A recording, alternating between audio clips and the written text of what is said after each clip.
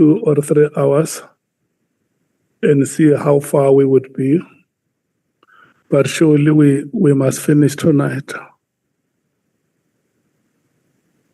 Thank you so much, General, for coming back. Honorable Reddy, we recognize your presence here and welcome. And we give the microphone to Honorable Sols. Your 30 minutes will expire at 9 o'clock. And you will be on the discretion of the chairperson for no more than 15 minutes. Your time starts now. Thank you, Chair. Just want to confirm is Mr. Romano ready for me?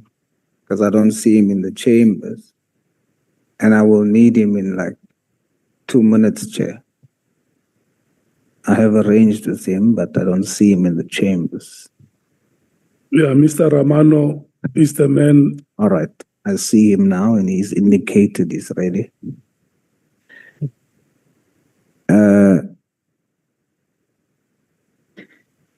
General, good evening to you.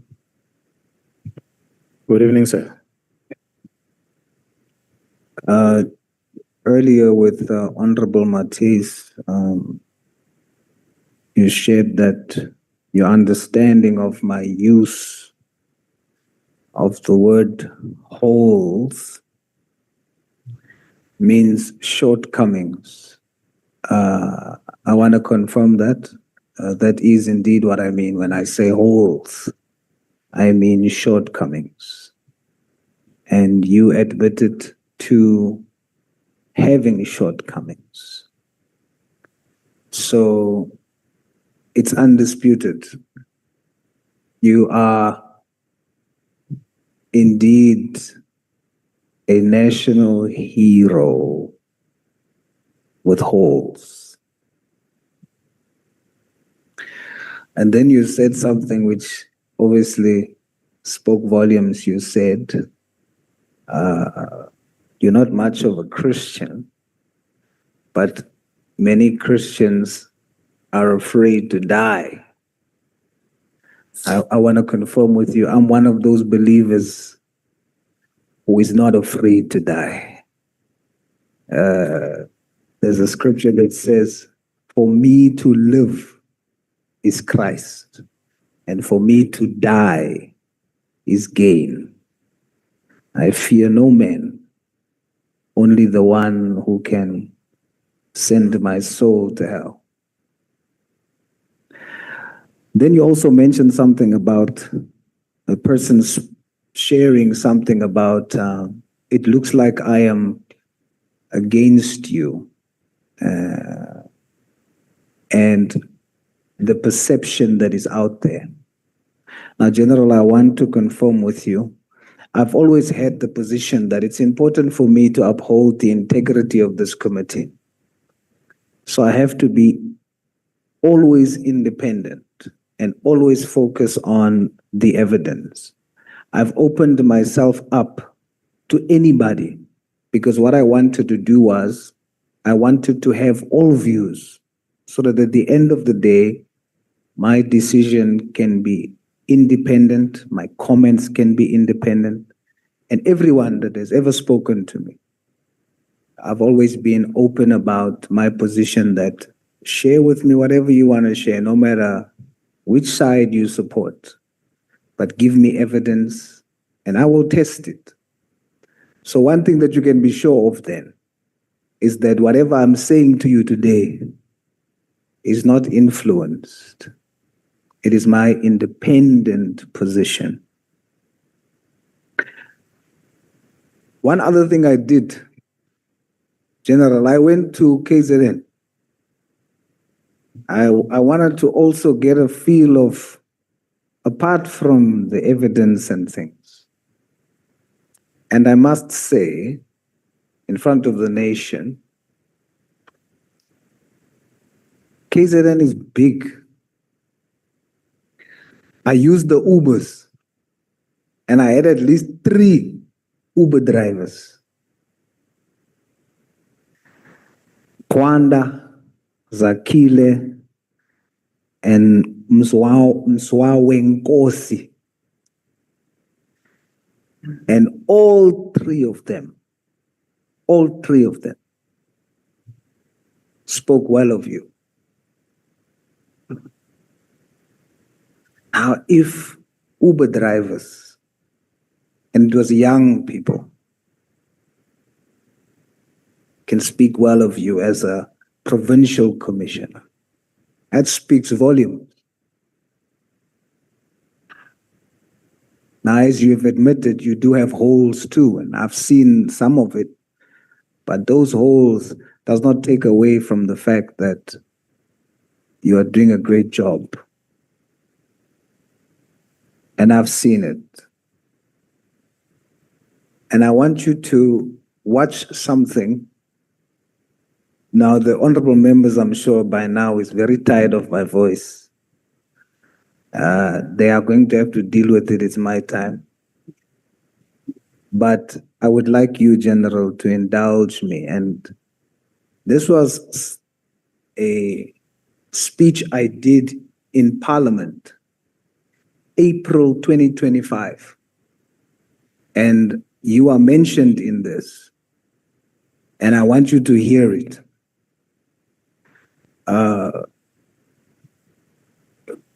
Would you indulge me, General? That's correct. I was just making note of that speech so I can be able to recheck it again. But I'm listening. I was about to say, as you were. Mr. Romano, please frustrate my colleagues.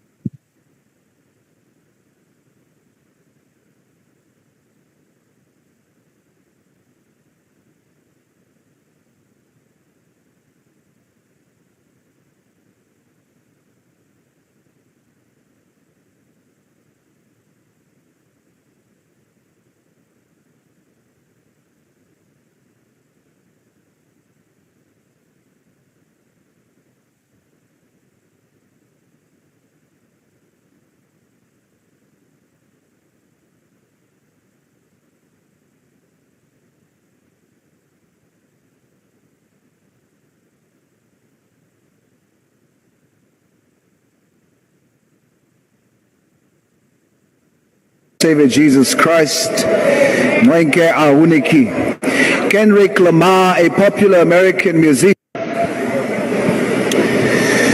Thank you, Honorable Chair. Greetings in the wonderful name of our Lord and Savior Jesus Christ, Mwenke Awuniki. Kendrick Lamar, a popular American musician, in his Super Bowl performance went viral when he did his hit entitled "They Are Not Like Us." The subliminal messaging resonated mostly with African Americans because it seemed like Lamar was addressing the elephant in the room, saying that the former slave masters who infringed upon the human rights of the former slaves are not like us. But surprisingly, the descendants of the former slave masters danced along to the tune in agreement, and the question is why? Because every system of oppression and slavery is built upon and kept alive by the ideology that they are not like us. For as long as whites say of blacks they are not like us, and blacks say of whites they are not like us, then we will have a bill of rights with a system that is still not right. We say they are like us. When the People's Assembly made up of black, white, colored, and Indian gathered in Kliptown to sign the Freedom Charter, it was because whites and blacks said of each other they are like us. Anton Franz fought off apartheid police, and when they threatened to kill him, which they did, he screamed "Kohalme," because when he, as a 20-year-old colored African, looked at his black brothers and sisters, he said they are like us. When our Khoisan forefathers welcomed Portuguese, Dutch, and British settlers for a temporary stay, and they forcefully made it permanent, it was because they believed that they are like us. If we are going to deepen social justice and human rights, we as South Africans will have to say, I am you, and that is Ubuntu. When we see Rassi leading the Bokke to represent our national unity globally, we must say that is us. When we see KZN Provincial Commissioner Lieutenant General Mkhwanazi win his fight against crime, we must all say that is us. When we see Minister Mackenzie stand for the inclusion of all races in DSEC, we must say that is us. We will only deepen social justice and human rights when those who are corrupt amongst us, whether white, black, colored or Indian, of them we must all say they are not like us. Those amongst us who loots, they are not like us. Those amongst all of us who are racist, they are not like us. Those amongst us who kidnaps our children like Jocelyn Smith and rapes them like Kwekwe, they are not like us. Those amongst us in the GNU who continuously returns to their default colonialist setting of arrogance, who pretends to fight for all South Africans against the VAT increase, but when asked for alternatives, they speak only of Cape Town and Richards Bay ports devolution, exposing that they are only concerned about what they consider their country, Cape Town, and definitely not the poor parts of it like Mitchell's Plain and Langa. Of them only we must say they are not like us. And Federan, we don't have a bill of black rights, colored rights, Indian or white rights. We have a bill of human rights. We won't take 4 acres and a mule. We shall pay market value for it and share the rest fairly until we are all owners. We are all South African. We are all Africans in particular. Awelani, Ayo, Salute Massacre. They not like us. They not like us. They not like us. They not like us. They not like us. They not like us.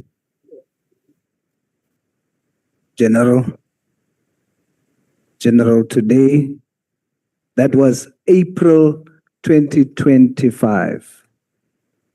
Today, I want to look you in the eye and tell South Africans that is us. I mean it. Thank you, sir.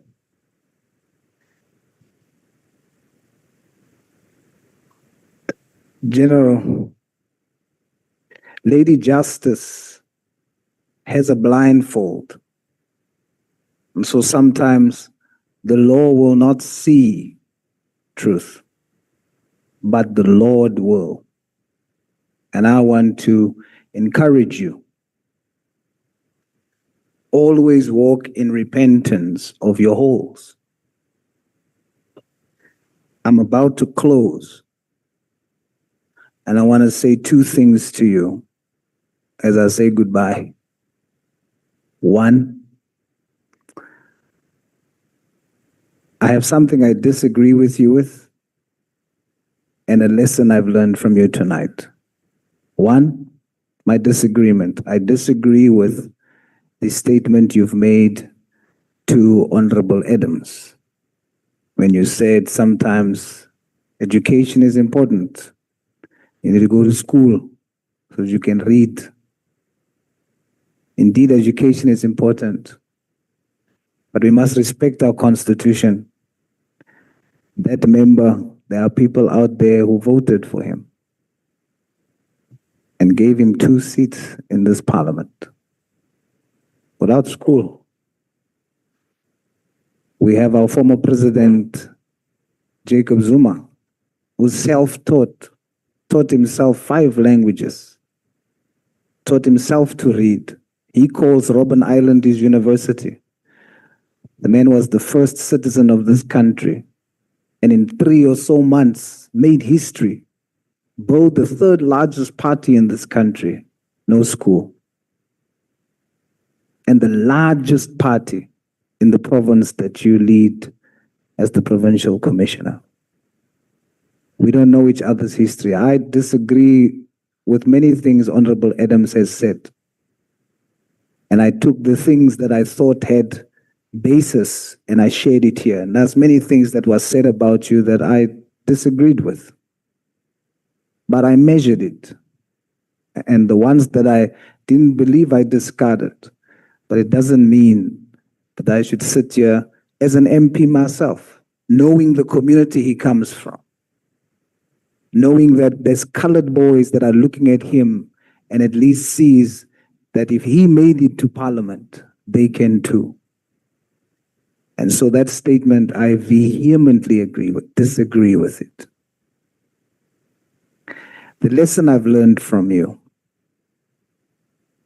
when you said you didn't mention the meeting that you had with Ket Matala at the time when you came to testify because there's information, his life at risk, and so on.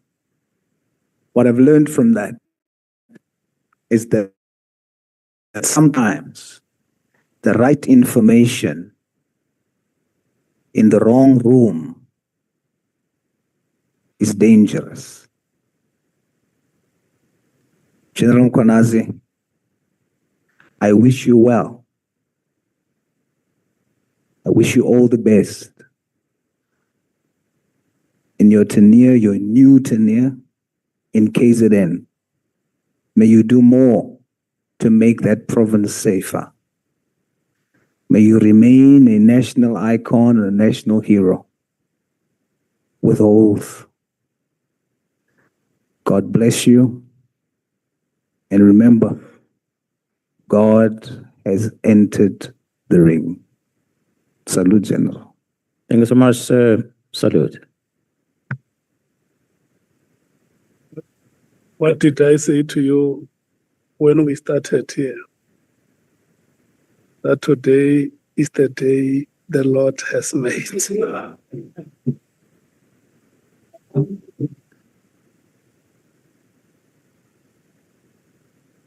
Honorable Vessels, your time starts now. Thanks very much, Honorable Sons.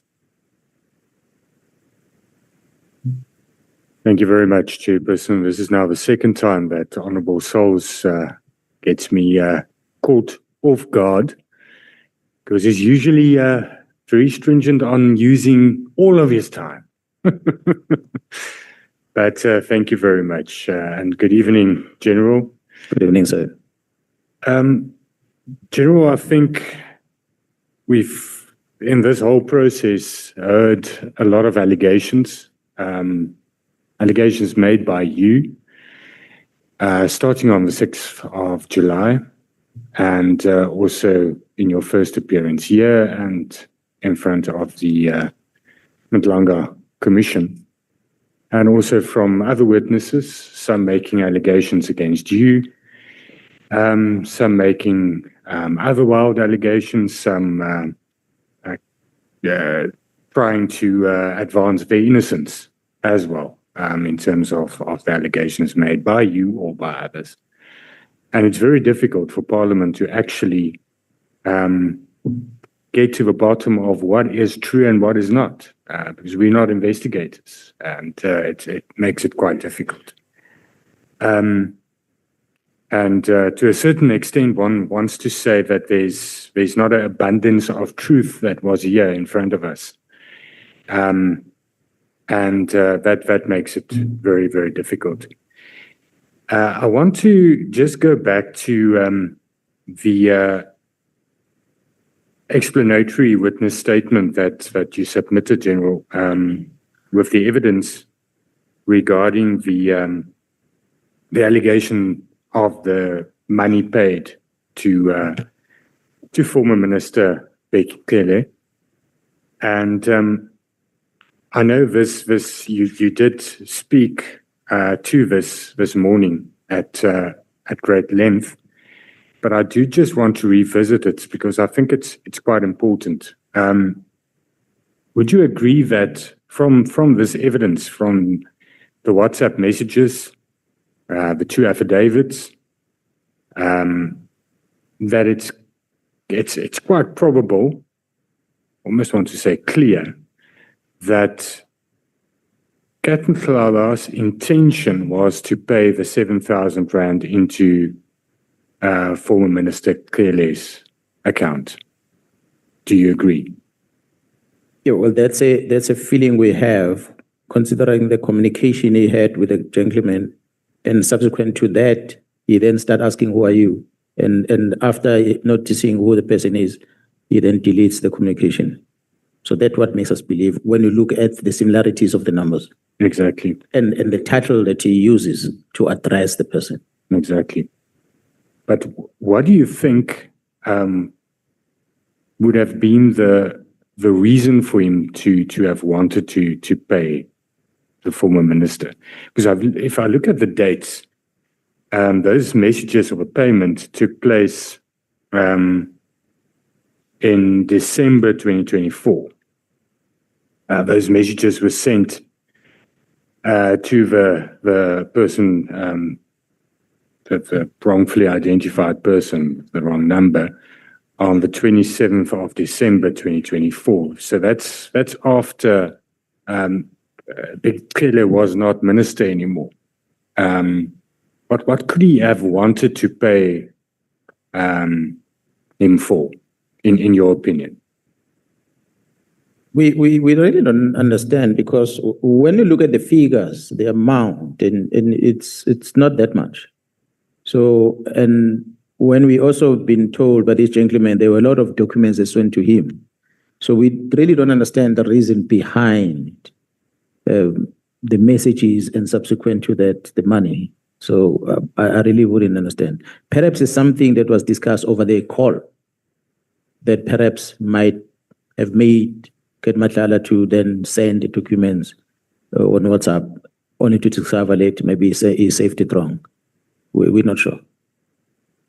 But if one looks at paragraph 4 of the affidavit of the person that the message was sent to and the 7,000 rand was paid into, he says that from the messages that he received from Captain Nhlanhla, Captain Nhlanhla already paid 50,000 rand to someone, but that he was not getting assistance. If you read in paragraph 4 on, I don't think there's page numbers. Second line on page 2. That's correct, yeah. Yeah, the second page of the statement. And then later he said he'll pay an additional amount for extra service, is the words this person used. And that's most probably from the messages that were sent to him. But this is a few days, about 20 days, if I remember correctly, after the raid at Captain Nhlanhla's house. And it was a few days before the directive of Minister Mkhwanazi. Am I correct?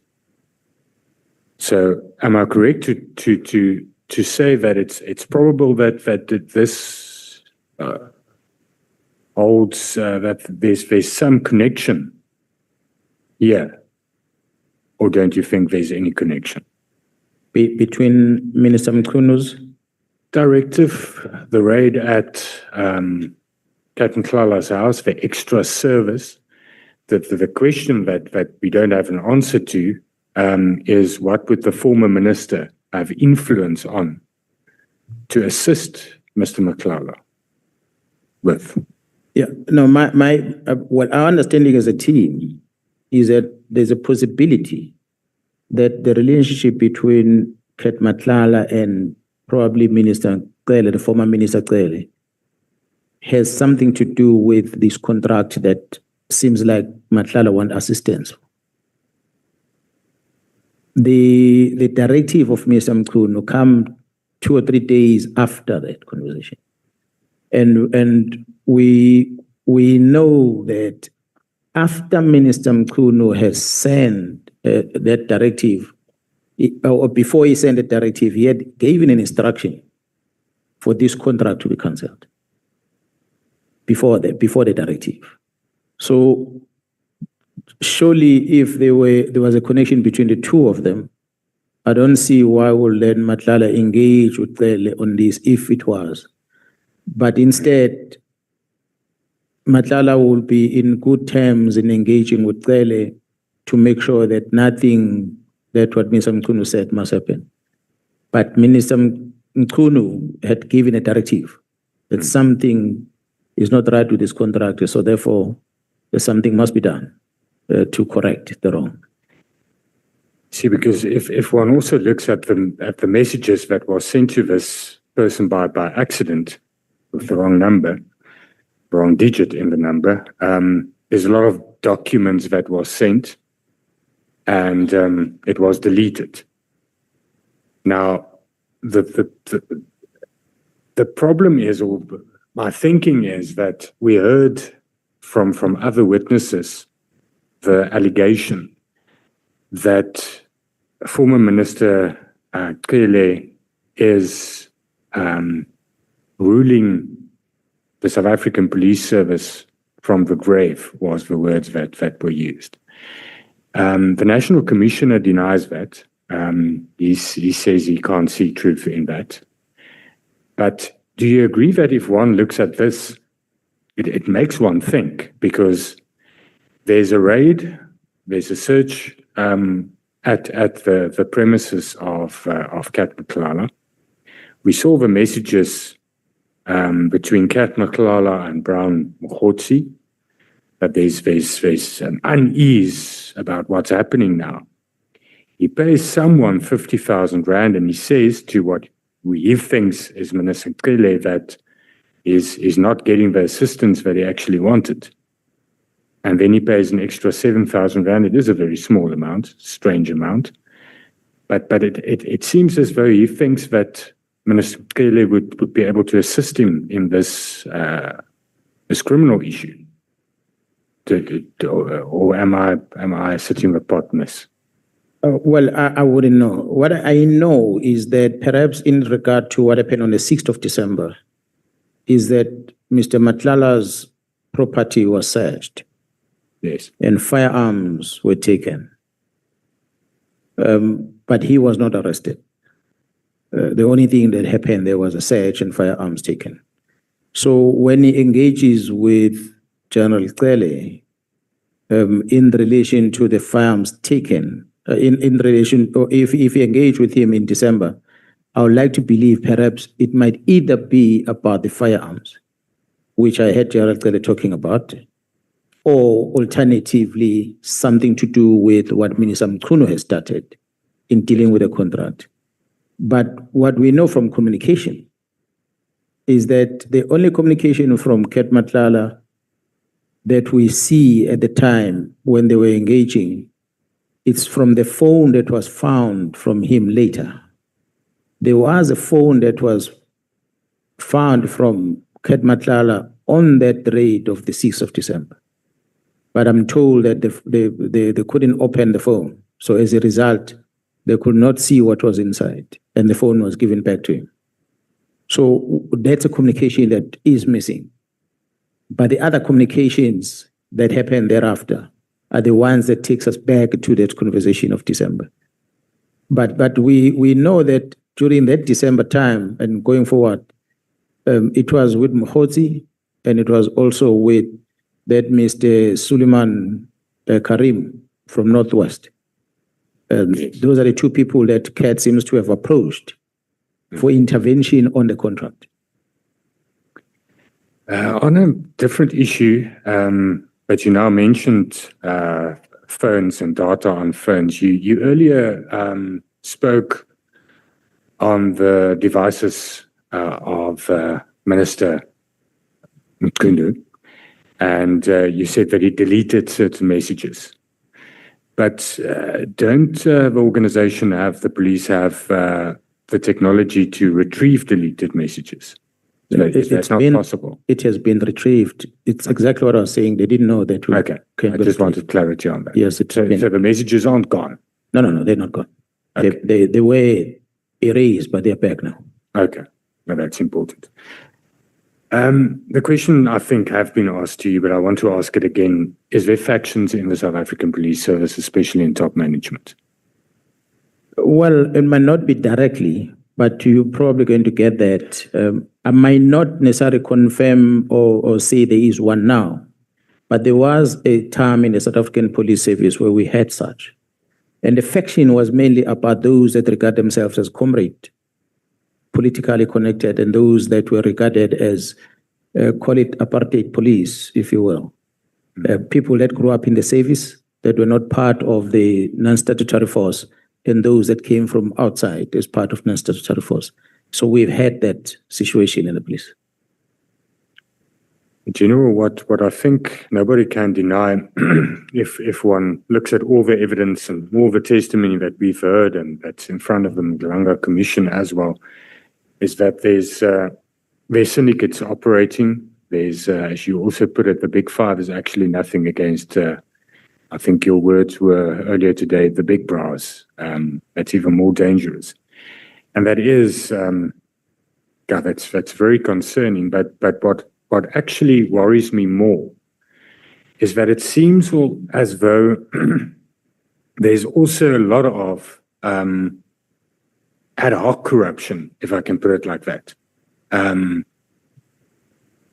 There's a lot of, let me first qualify, there's a lot of dedicated, good police officers out there that serves South Africa and that serves and protects.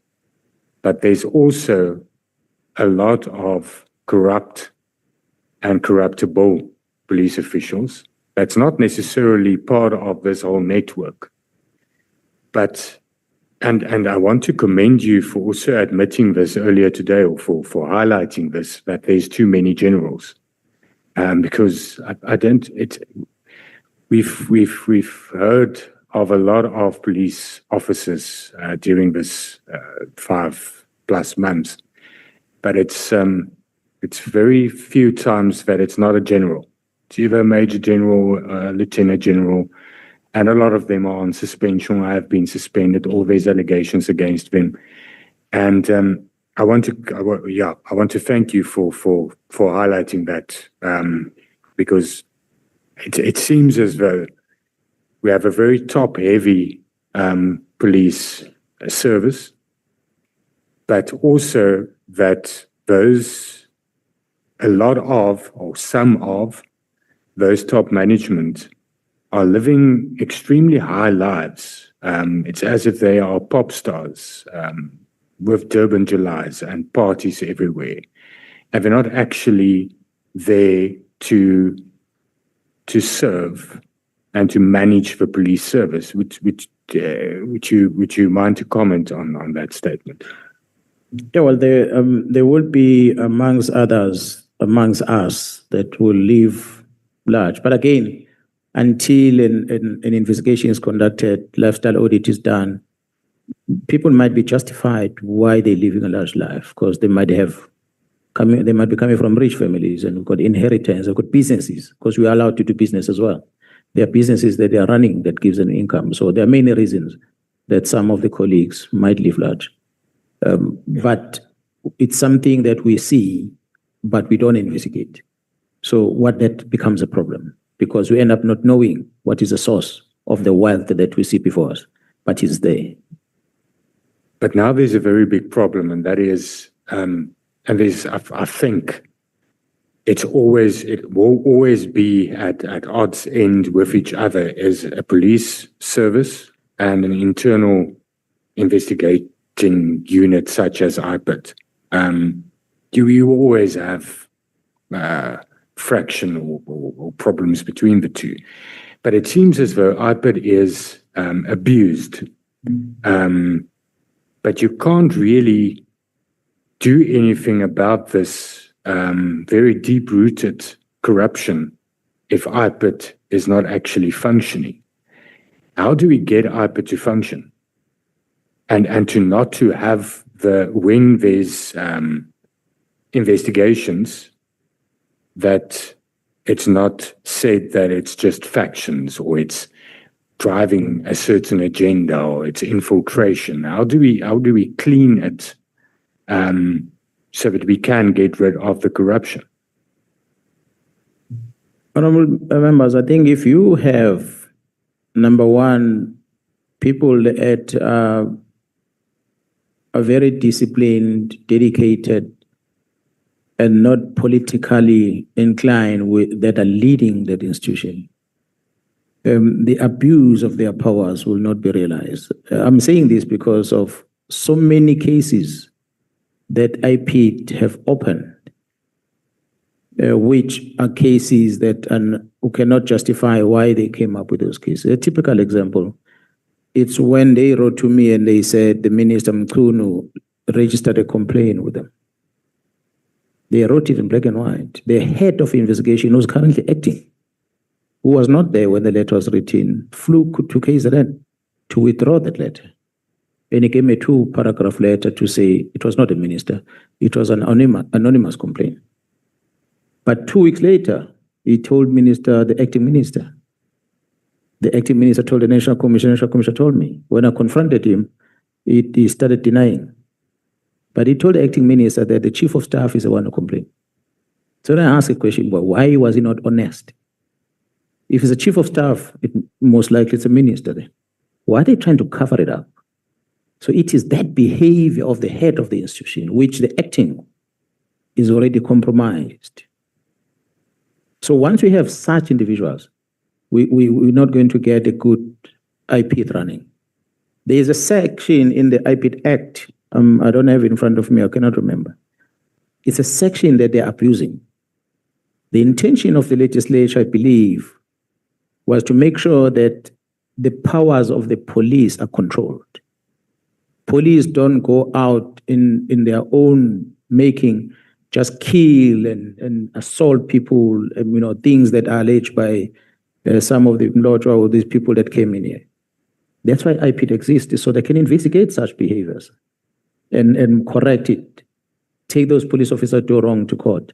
But there was a section in that act that gives the powers to the national director to initiate a case, not because there was an action that was done by the police in a line function. They themselves, they can act like police. They decide they don't like you, they suspect to be involved in the wrong, they investigate you. It is that section of the act that might need to be relooked at.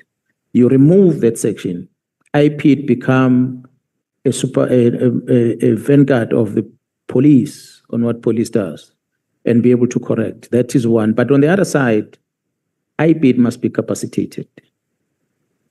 If we're to really look at it, pains me. Well, I'm not working for them. But it pains me when you look at the resources that they have, human resources and many other resources that they need to be able to carry out the task. If the police has done wrong, and if there's a collusion in the police with the wrong that the police have done, one of the things, typical example, we could be involved in a shooting, police officer shot and kill someone. The forensic that attends, IPID is a detective, but the person who tells a crime scene is a police officer, not an IPID expert. So that police officer, if in cahoots with the one that shot, they'll mess up that scene. Evidence is collected, is packaged, is sent to forensic lab, and you wait for the result. Whose lab is this? It's the same SAPS lab.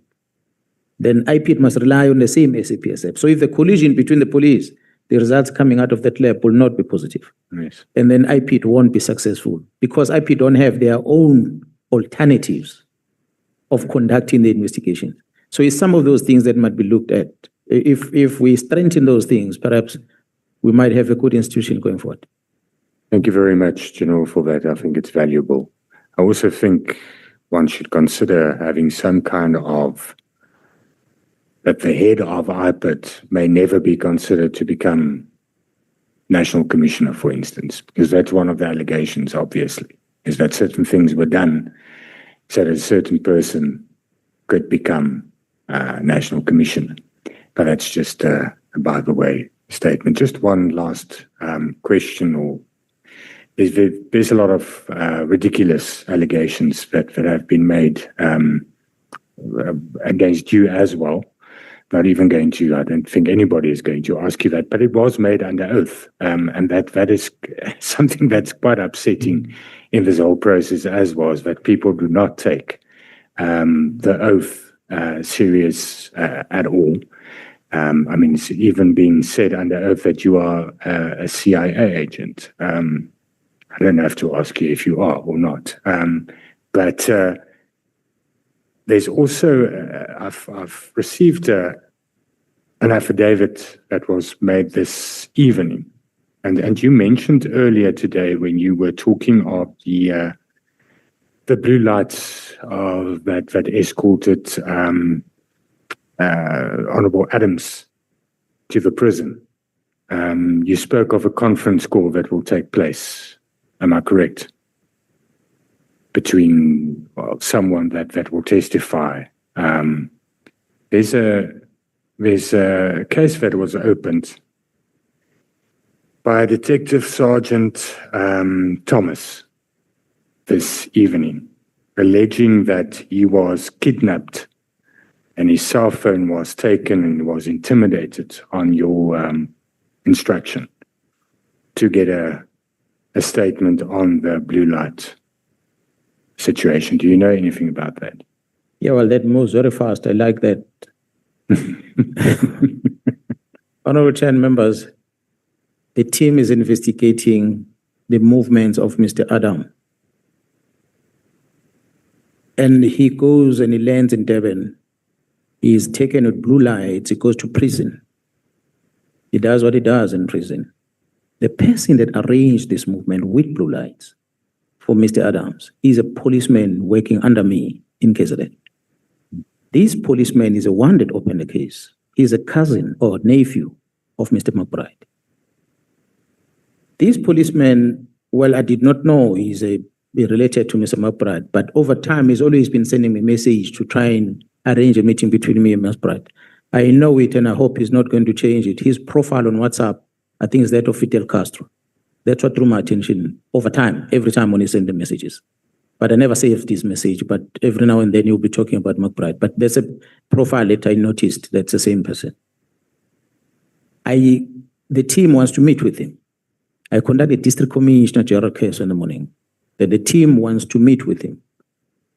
I also phoned General Gopal, who is the acting Deputy Provincial Commissioner responsible for investigation, to try and locate this member. Because at one stage, he's from Brighton Beach Police Station, but at one stage he was deployed in the task team in the provincial office that was dealing with drugs.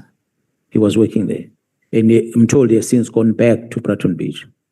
So I'm talking to these two because the other one's a district commissioner and the other one possible as an acting deputy. If he's still within the team, he might find him there.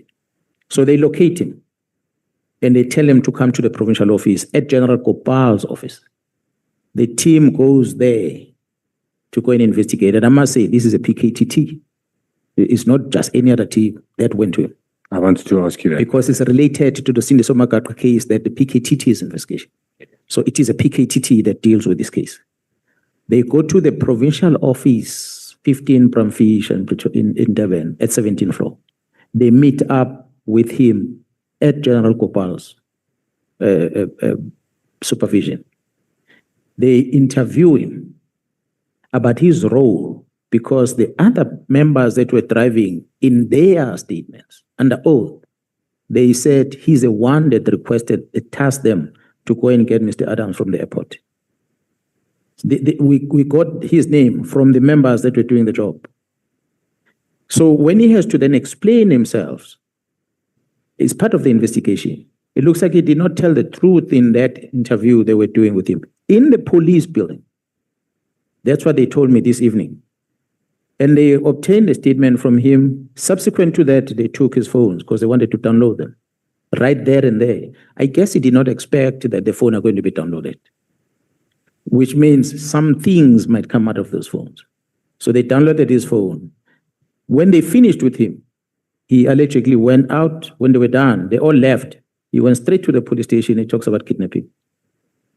So it's an investigation IPAT must take and investigate, I hope. And so he can be able to tell, how did he get into the office? Was he forced to come to the office? What happened in the office? There are cameras there in the building. And when he left, at what stage was the kidnapping? So it's one of those which I think is putting up a case because he does not know how to justify his action. So for me, sitting here after being briefed, and I really said, he's part of the problem. He's caught now, a year later. he does not know what to do, but the truth will come out. Thank you very Thanks much. to Mr. Adams for making the team aware about these things. Thank you very much, General, once again. Thank you.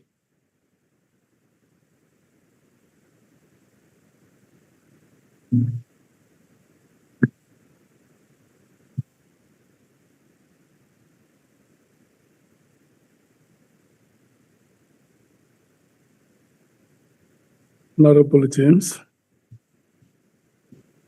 Thank you, Chair. Hello? Yes, ma'am. What South Africans desperately want to know, and me, is who exactly is the Big Five cartel? And while I understand and respect that criminal investigations are ongoing, I want to ask a series of very important questions that will help the people of South Africa and this committee come closer to the understanding of the extent of the capture of the criminal justice system. We want to know who are these thugs that has been feeding drugs to our children. And I stand here today as victim number one. I am an extremely angry South African. I am angry because for years I've been sending information to people and tip-offs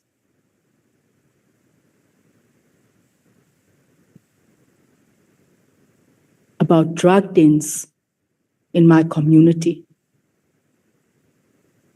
And in 2026-25,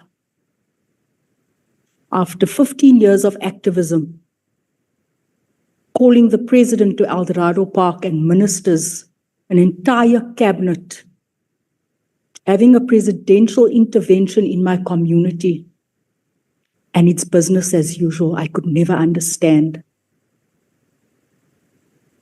Today I understand. I have on my phone here dozens of messages I've been made a fool of for years to General Sipia, giving him tip-offs on drugs. So yes, I am angry. And you need to help me here today. I've done my own analysis. There are certain things that doesn't matter to me, and then there's this. When you spoke on the 6th of July and you said you touched a nerve, they feed our children drugs, and this is why you see most of our communities cannot go forward, because the entire community has been criminalized. They arrest everyone with 1 and 2 packets of tick, and they don't go after this rot that's here, because they are the rot. So I need you to help me here this evening, because ons kan nie wag vir nog 10 jaar to uncover the mess and uproot it. My first question, what is the primary nature of the relationship between Sipia and Kat Matlala? What we understand, the relationship will be that of a police officer protecting someone that's a criminal, which is got history and different criminalities, not just one. But it's a criminal relationship between the two. Let me add to that. Sipia, DNC, second in charge in this country, accused of receiving money from Matlala, being the most senior SAPS official in the cartel. Am I correct? He's the most feared by another generals. So he's the most senior and he's the most feared in the cartel. Leaked confidential information through Sergeant Nkosi to give Matlala and Mzwazi, Msibi, and others. Am I correct? That's correct. Brought in Rashid Ismail for kidnapping as a so-called expert. Am I correct? That's a name, correct? That's a name. Yep. Honorable Matthys asked you earlier on, who was the investigating officer? I put it to you, that investigating officer that Sipia was introducing to the families of the victims that were being kidnapped is this man, Rashid Ismail. We've got on record his transfer money payment with Sangi. Who is Sergeant Nkosi? Is a detective that works at the head office. Am I correct that he acted as an errand boy intermediary for General Sibia and members of the cartel? Is one of the runners, as we had depicted on our sketch that we projected earlier. Got my eie sketch hier. He collected money from criminals, worked in organized crime unit, but was effectively detached to run Sibia's errands, collected bags of money and packages from Molefe's house. Am I correct? There is a person who's been moving around a lot between the group of people. Okay. Did Sergeant Nkosi, on behalf of Sibia, collect money from members of the cartel, such as Kat, Molefe, Msibi, and others? Well, I'm not sure. I don't have evidence of money, but what in his own words said to me, he's been moving things between them. I already touched on this. I'm getting ahead of myself. Who is exactly Rashid Ismail?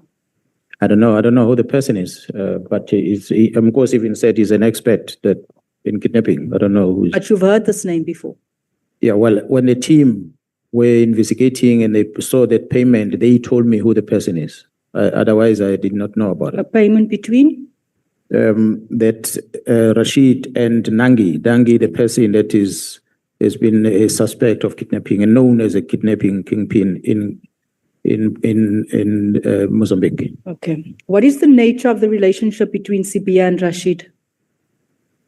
From what I gathered is that they are friends working well together dealing with kidnapping cases. So let me say this to you. So-called expert involved in kidnapping cases abroad, linked to Sibia, who facilitated his appointment by families to negotiate ransom. This is what Sibia does. And allegedly received kickbacks when the families pay. This is Sibia. This is his guy. He's not even registered. What is the nature of the relationship between General Richard Shibiri, Kat Nhlanhla, Molefe, and Msibi? What we gathered from the investigation, all members, is that Shibiri was the head of organized crime in Gauteng. When he started investigating issues that touch these drug kingpins, his life was threatened. So he then had to ease up and join the crew. So that what led into him being moved from Gauteng and elevated to be the head of organized crime at the head office. And Shibiri is the one who tipped off Nhlanhla about the December operation at his house. Am I correct? I know of Sergeant Nkosi who did that. I'm not so sure about Shibiri's role. Received money from Nhlanhla, 70,000. Yeah, well, according to the money that was moved to him in order to pretend as if he did not receive the money, as if it was a loan, he transferred it back, but he got it cash. And he is the head of SAP's organized crime. That's correct. He's the one appointed a panel that was chaired by Jarasbia. I need to breathe. What is the relationship between Feroz Khan and Sibia? I'm not so sure, but as far as I could hear in the past was that it looks like the relationship was not that good, because at one stage, Sibia had recommended disciplinary steps against Jar Khan. But over time, they found convergence around the minister, and then they started working together. Okay, now we've seen these pictures over the last couple of days. Witness testimony at Mdlanga, including WhatsApp messages, suggests a special relationship between Khan and Nhlanhla. Am I correct? That is correct. Nhlanhla also allegedly claimed to have provided financial favors to Khan, That's correct. including a claim that Khan demanded 2.5 million but was paid 500,000. That's correct. There are also allegations regarding Khan's use of a penthouse in Menlyn. I heard about that. Khan is said to be linked to Malema and has been pictured at the same house as the hitman linked to Witness T. This is what's on social media. That is correct. What do you have to say about that? Well, I know they're close. I know Mr. Malema through Khan myself.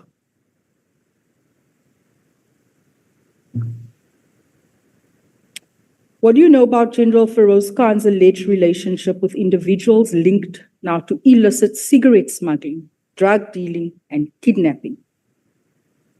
Well, it's no secret that Khan had accompanied those individuals during one of the EFF gatherings, political gathering celebrations in Johannesburg.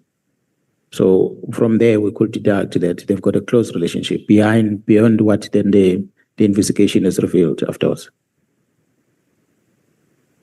Do you know about the relationship between Sibia and Stuart Sharnik, who appeared alongside him in this very house? Well, I'm not sure exactly what links the two of them, but I did see the video. Stuart Sharnik, criminal with 34 criminal cases, 18 of which resulted in guilty findings, claims he rented his bulletproof car to Sibia for 60,000 Rand a month. Yeah, well, we are investigating that Mr. Charlotte's about many other things. So when the relationship started, and the nature of the relationship, that I cannot confirm now. Okay. Let me move beyond SAPS. We're connecting the dots. Who exactly is Steve Mutsumi and what is he involved in? I still don't know who Mr. Mutsumi. That's why this morning I still asked Sergeant Kosi, who is this Steve Mutsumi? Could he be the possible principal of the cartel, not the head? What I know is a person who was very close, was one of the inner circles of the late Mr. Mswazi. He's a very powerful figure within and outside the police and possibly linked to influencing the appointment of provincial heads of the Hawks. That's information we've gathered. Who is Z Kumalo? And are you aware of what he is involved in and why he's involved with directing SAPS investigations and has access to confidential SAPS information? What we became aware about who is Z is, was that he is a person that was working very close with the late Mswazi. And as a person who was the brain behind the taxi finance, he was managing the taxi finance under Santaco. So that's a relationship that we know of him. We've seen on the WhatsApp chats now about the case that he had opened and the communication then between him and Sergeant Kosi and them. But to what extent is involvement that we cannot say what else that he does. But we know him as a person who's been running the taxi finance as a business within Santaco. Very influential, tender fraud, corruption, linked to Sergeant Nkosi, allegedly demanding and directing investigations through Sibia's office. Yeah, well, we don't have evidence of that yet. Was in contact with Suleiman Karim and others linked to the cartel, including Msibi, linked to those characters. What I'm aware of is that he connects with many people. There are many politicians that he communicates with. So whether he's part of the squad that has been investigated, we don't have that on record as yet. Who is Suleiman Karim? Suleiman Karim comes to the picture because of the communication between him and Ket Matlala regarding that contract in the police, the health contract. We learned that I don't know if he's still a secretary or is a former secretary of a political party in Northwest, but he's a businessman in Northwest. Did he pay Ket, he's the financier, did he pay Ket 10 million and was almost a silent partner in the 360 million tender? They're saying they can't hear? Yo, imagine. Suleiman paid Ket 10 million and was a silent partner in the 360 million tender. Involved in Morgan, Maumela, and paid him money involved with. Received information about Matala's contract and is linked to Brown Mkhwanazi and the Minister of Police. Am I correct? Yeah, honorable members, maybe you might want to also somehow, I don't know how you're going to do this, but engage with the Ad Hoc, with the Nhlanhla Commission, because they've got analysts, they've got more of this information that have been extracted from communication between people that are forensic evidence that might help you to make a better decision going forward, which you're asking me about it now is not in front of me. I might confirm some of the things, some of them I might make a mistake because, we take it from what sometimes we hear on the media. Okay. But there is money communication between them, or many transfers between them. Do you know Jerry Boshoga? And what is the connection between Jerry, Kat, Sibia, Molefe, Mswazi, Steve, and Suleiman? I'm not so sure about all those that you have mentioned. There are some of them partly that I know that there's been issues of drugs, and there are some of them that is issues obvious of taxes involvement.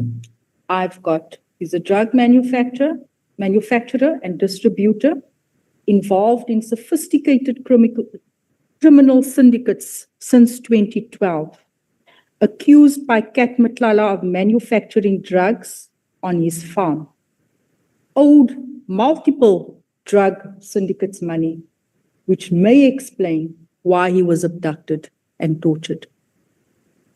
That's information that we have as part of the investigation.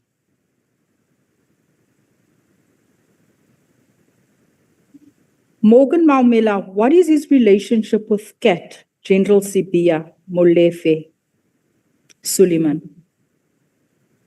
So again, Honorable Member, I cannot necessarily tell what is the nature of the relationship, but I know that the team have got some communication. The Gauteng team has got some communication between them that seems to suggest that there's some business transactions happening. This Gauteng team that everyone has been looking all over besides in there.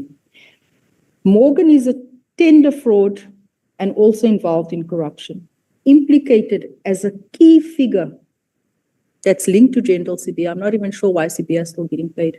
Implicated as a key figure in the 2 billion Tembisa hospital tender scandal. Correct? We heard about it, yes, sir. Linked to 41 companies involved in major tender fraud.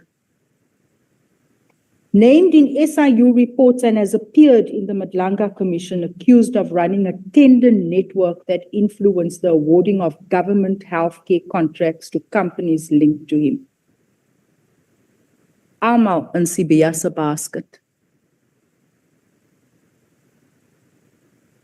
And then we have Ignatius Pello. What is the relationship with the same list of characters that I've been mentioning? Kat, Molefe, Swazi, Karim, and this guy. Do you know who he is? No, I'm not sure.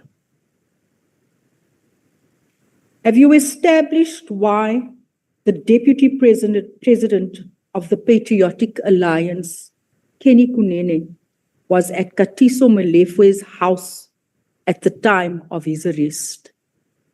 No, I didn't get the details as to the reasons for him being there. I'm asking this because pictures have surfaced showing Kunene with individuals such as General Sibia, Msibi. He was at the house of an alleged murderer and crime kingpin, Molefe. And this is why I'm asking.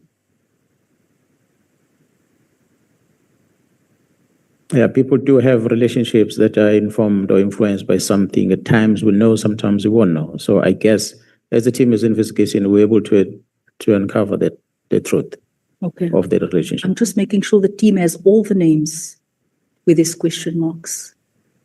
No stone left unturned. So far, all what you are reading out are on the pie chart of the team.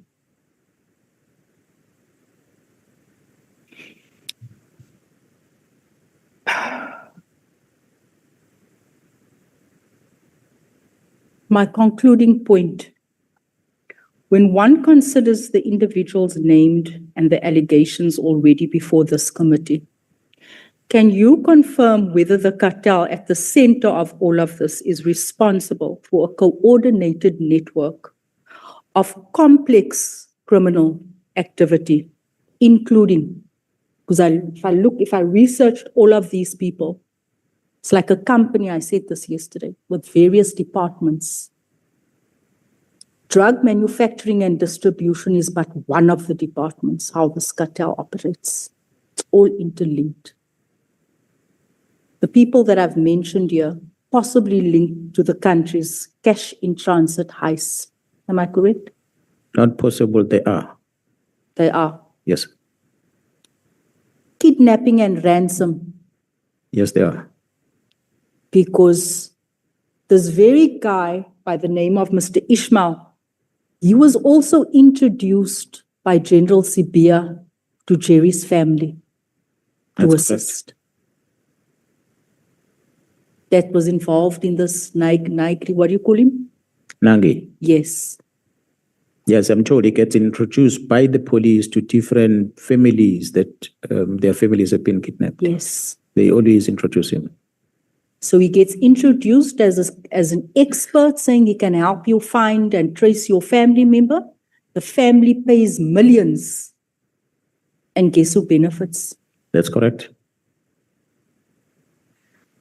Drug manufacturing and distribution on the list.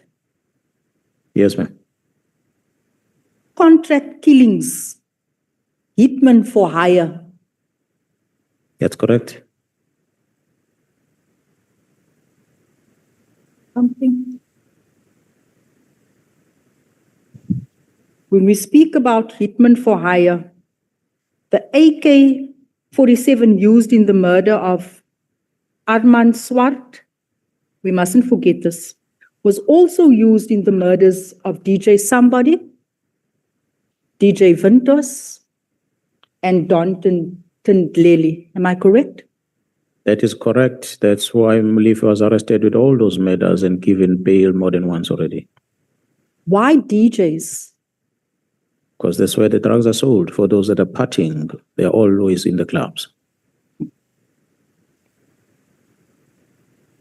Tender and procurement corruption, part of the offerings, if I can call it that. Yes, they do. Honorable members, as I said earlier, this group that we're investigating might not necessarily be the most powerful in the country. There are many others that we're not talking about. But this one come to the radar because they wanted to control government. That's it.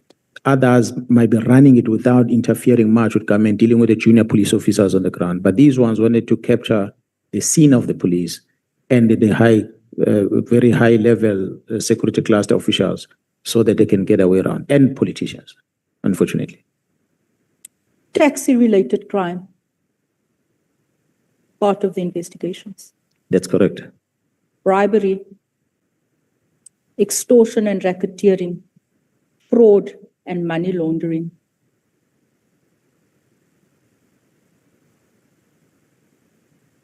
Had you not done what you did, I said this earlier on, I would still be sending tip-offs to many of these people that I've mentioned.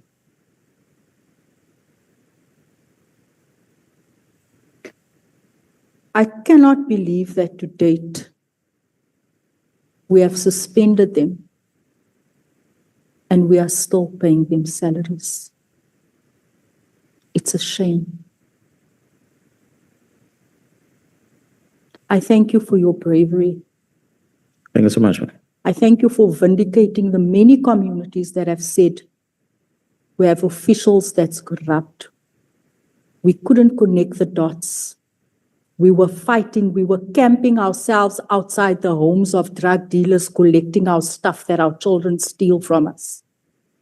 We were hitting down the doors of lolly lounges, fetching our girls out of those lounges that was exchanging their bodies for drugs. We were picking up abandoned babies because of drugs in our communities. The new scourge destroying the youth of South Africa. I speak today without fear or favor. I'd rather speak than to live a life with someone that is on drugs. It is much worse. Bless you for your bravery. I haven't had motivational words for anyone who's appeared before this committee. Thank you. Thank you so much, ma'am.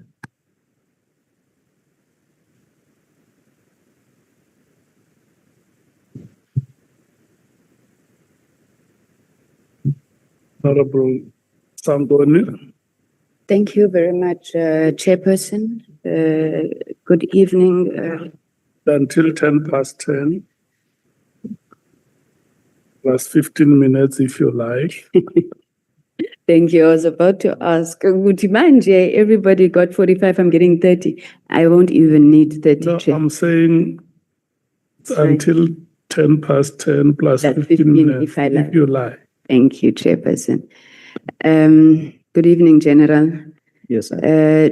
To be honest, General, really, all questions have been asked. You know, I've been sitting here next to Honorable Ngol, and I keep saying, "Hey, bo, there goes another question of mine."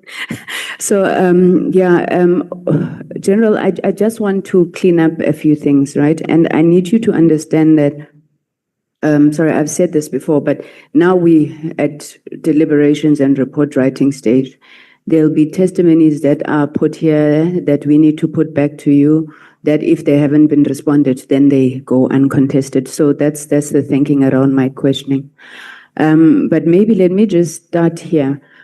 How have things been since July 6th? We see that you're working. How is the system settling? How is it working? And did your officers eventually receive their awards? I'm thinking there would have been police service awards recently. So how have things been? From the operational side point of view, things are looking good. The stats are talking, the case laws that are in courts are talking, there is evidence to that. We are looking good. The cases that have been stalled, that otherwise had we not done that press conference, will still be having people walking the streets. Those cases are in court. We can talk today about a majority of the things that is the wrong in the police, but the key figures of some of these things are already behind bars. So we are seeing positive coming out of that. Members that have been deliberately pushed out of operations have been brought back by the very same courts to come and do their police work. That's why we are seeing this wheel of justice starting to grind, because our cry was to make sure that this wheel keeps grinding. And to the extent that the leadership is bringing it to the hold in that fashion, that's what was concerning us. But we are seeing movements that are happening. Part of the work that has been done, especially in Gauteng, there's more that could be done if the capacity is there.